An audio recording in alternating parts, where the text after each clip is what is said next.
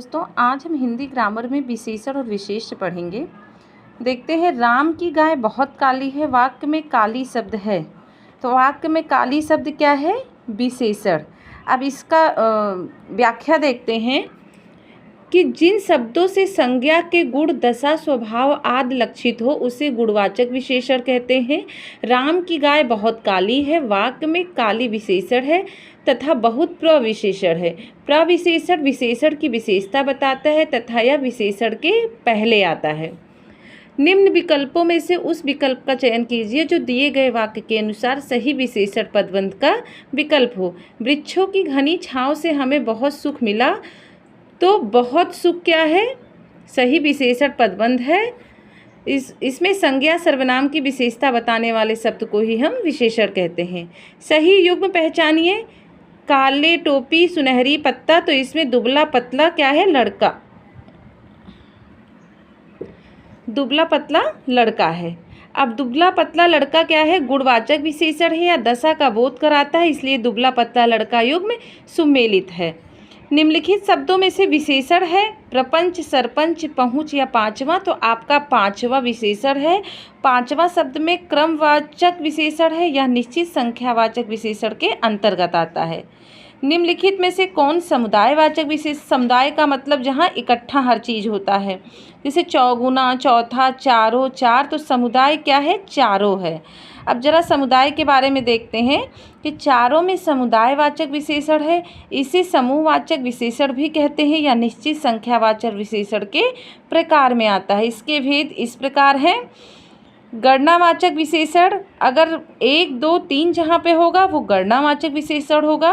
पहला, दूसरा, तीसरा जहाँ होगा वहाँ क्रमवाचक विशेषण होगा। दूना, तिगुना, चौगुना में आवृत्तिवाचक विशेषण होगा। दोनों, तीनों, चारों में समुदायवाचक विशेषण होगा और प्रत्येक, हरेक में प्रत्येक बोधक विशेषण होगा। तो यहाँ चारों है, तो चारों कौन सा विशेषण है? समुदायवाचक विशेषण है। अब ये समझ में आया? जैसे चारों समुदायवाचक विशेषण है, तो ये जो संख्यावाचक विशेषण जितने भी आते हैं वो उनके प्रकार हैं कि इसमें ये आएगा तो कौन सा विशेषण आएगा। ऐसे पूछ सकता है कि दूसरा कौन सा विशेषण है, तो आपको बताना है जैसे पहला, दूसरा, तीसरा, चौथा, ये क्रम के अनुसार चलता है, तो इसलिए क्रमवाचक विशेषण है। तो इतना क्लियर हुआ।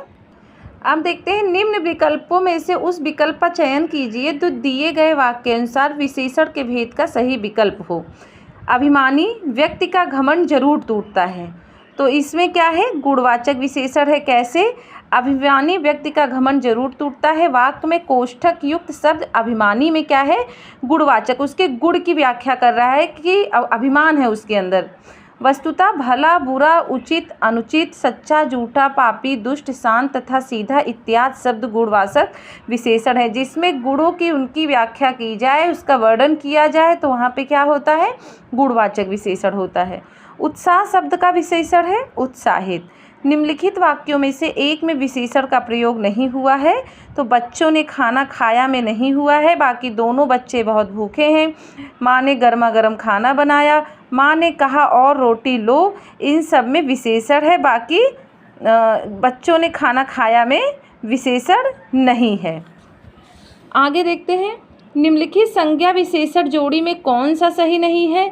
विष, विषैला, आदि आदिम, पिता पैतृक की प्रांत प्रांतिक, तो आपका जो युग्म सही नहीं है वो प्रांत प्रांतिक नहीं है।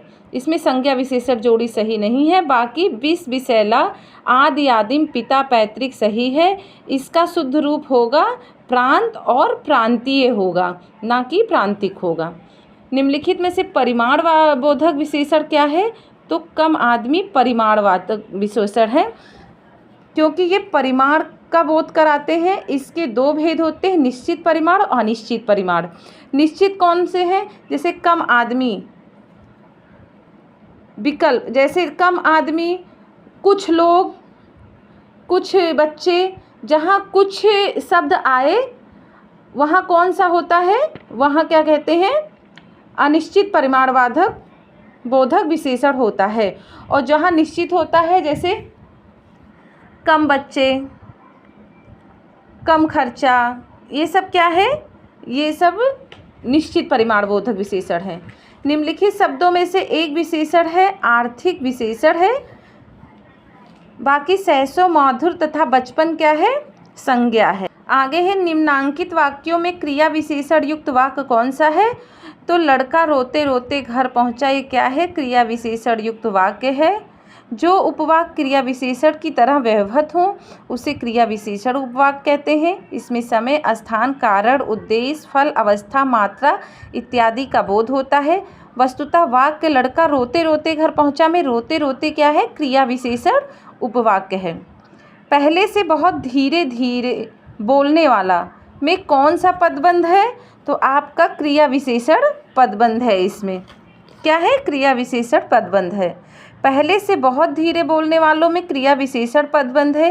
क्रिया की विशेषता बताने वाले पद समूह क्रिया विशेषण पदबंध होते हैं।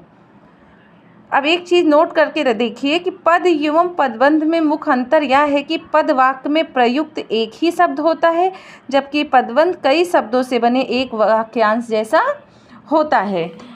आगे है जहाँ न पहुँचे रवि वहाँ पहुँचे कवि में कौन सा उपवाक्य है, तो आपका ऑप्शन बी क्रिया विशेषण उपवाक्य है। यह वाक्य क्रिया की विशेषता बता रहा है। किसी न किसी तरह में कौन सा पदबंध है, तो आपका क्रिया विशेषण पदबंध है। किसी न किसी तरह में क्रिया विशेषण पदबंध है जो पदबंध क्रिया की विशेषता बताते हैं, अर्थात क्रिया विशेषण की भांति कार्य करते हैं, उन्हें क्रिया विशेषण पदबंध कहते हैं। इसके कुछ उदाहरण देखिए। जहाँ जहाँ वह जाता है मैं भी जाता हूँ। जब आंधी आई तब वे घर में छुप गए, तो यहाँ जब आंधी आई में क्या है, क्रिया विशेषण पदबंध है। रेखांकित अंश क्रिया विशेषण पदबंध है। जहाँ जब आदि से प्रारंभ होने वाले पदबंध क्रिया विशेषण पदबंध होते हैं। विधान करने वाले शब्दों की विशेषता बताने वाला शब्द किसे कहते हैं, क्रिया विशेषण कहते हैं। निम्नलिखित वाक्य में कोष्ठक में दिए गए उपवाक्य का नाम बताइए। जहाँ तुम रहते हो मैं भी वहीं रहता हूँ, तो उसमें स्थानवाचक, क्योंकि जहाँ तुम रहते हो वो स्थान की व्याख्या कर रहा है, तो स्थानवाचक क्रिया विशेषण उपवाक्य है।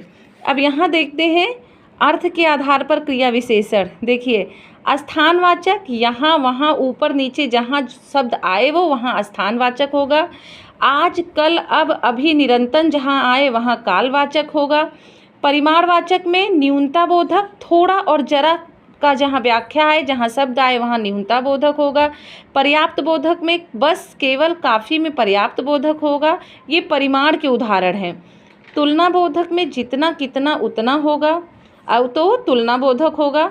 अधिकता बोधक में अधिक, खूब, बहुत, और श्रेणी बोधक में बारी बारी एक एक करके जहाँ श्रेणी का बोध हो वहाँ श्रेणी बोधक होगा।